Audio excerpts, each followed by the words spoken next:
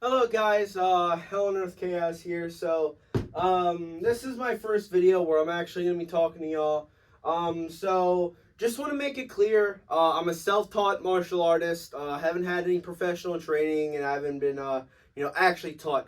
Uh, Unless you count going to the gym and someone holding the pads for you and teaching you how to do a 1, 2, 3, 4 combination. Just starting slowly, a 1, 2, a 1, 2, 3, and a 1, 2, 3, 4. Anyways, if you think I'm a professional, I'm not.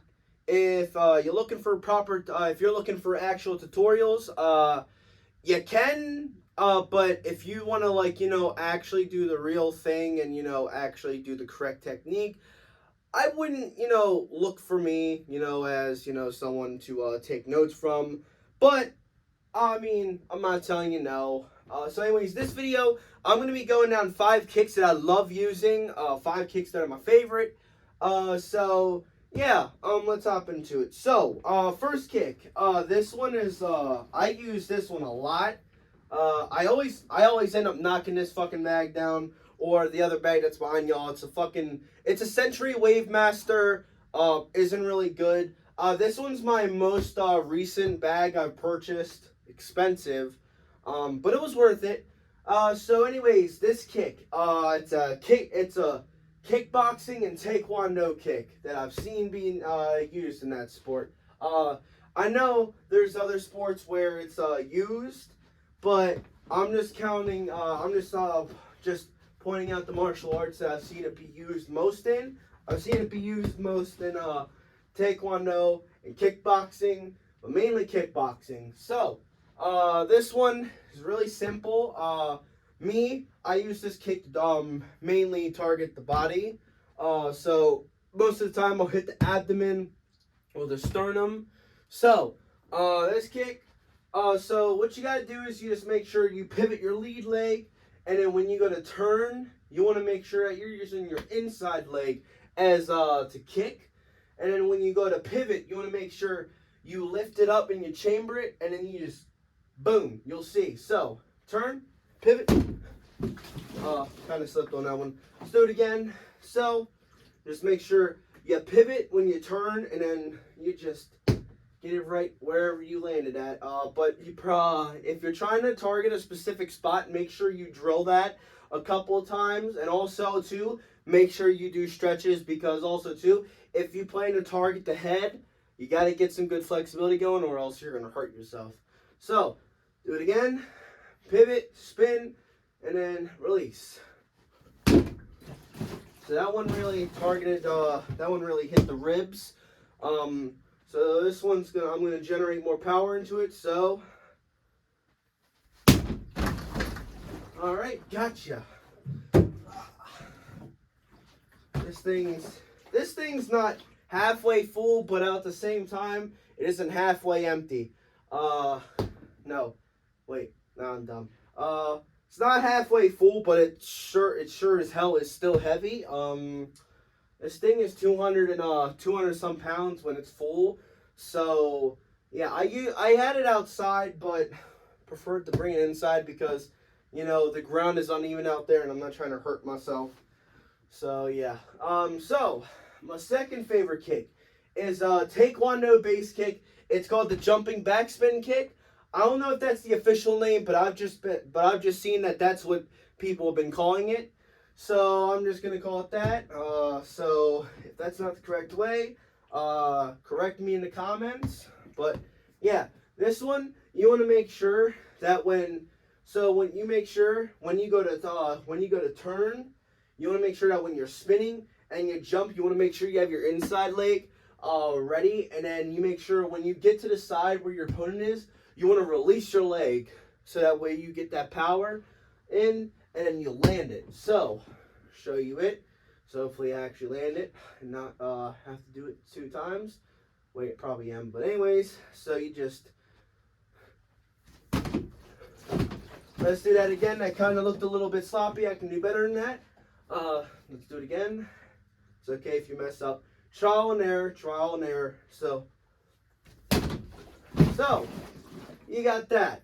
So this one, I've seen a lot of people use it to mainly hit the chest area, but I have seen people do it on the face. But you gotta really get your jumping. You need to get your jumping height up there. You gotta do uh, weighted jumping jacks and stuff. And there's any martial art will exercise that you have to use weights for, and you jump up. You want to make sure you do that, so that way any exercise that'll help you increase your jumping height, do that for this kick if you want to target the face. Third favorite kick. This one is a kickboxing based kick that I've seen a lot of people use. But this one, this variation of it is inspired by Sean O'Malley. He is ranked #1 in UFC right now in the bantamweight division. So this kick he used earlier on in his UFC days when he first was recruited. And he would always add a little spin to it. He's a southpaw, so am I. So what he would do is he would add a little spin to it, and then he would just do like a little hook kick.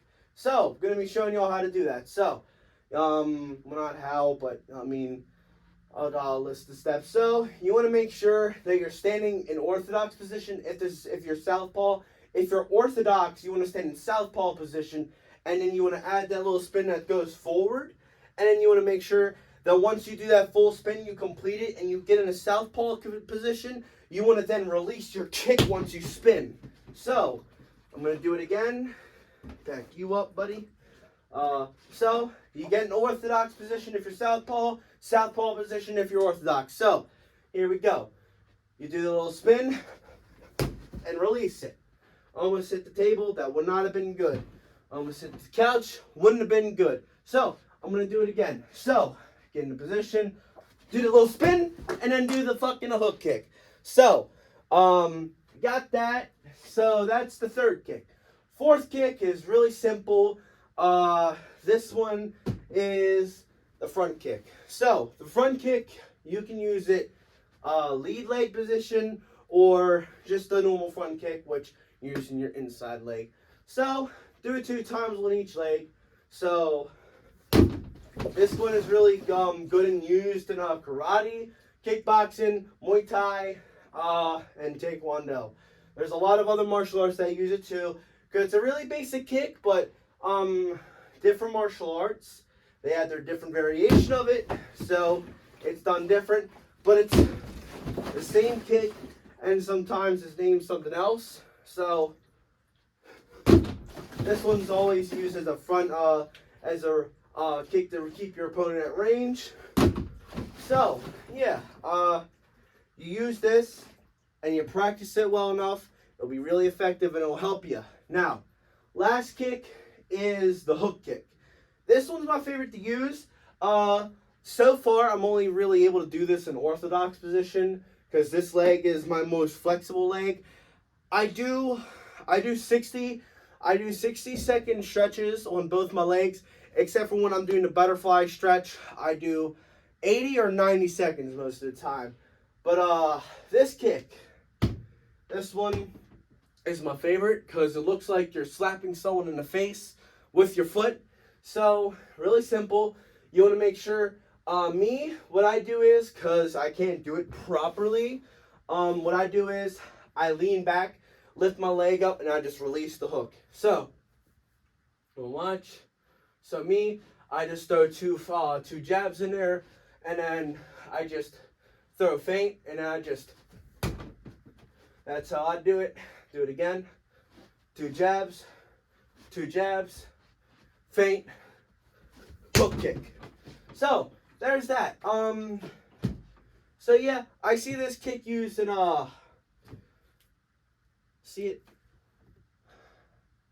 Taekwondo, and I see it used in kickboxing also. But yeah, so far, that's my video for you today, guys. I hope you enjoyed that. I'll try to make another video soon. Who knows? I barely have space on my phone, so I'll try. So hope you all have a good night, good day, whatever. I'll see y'all next time.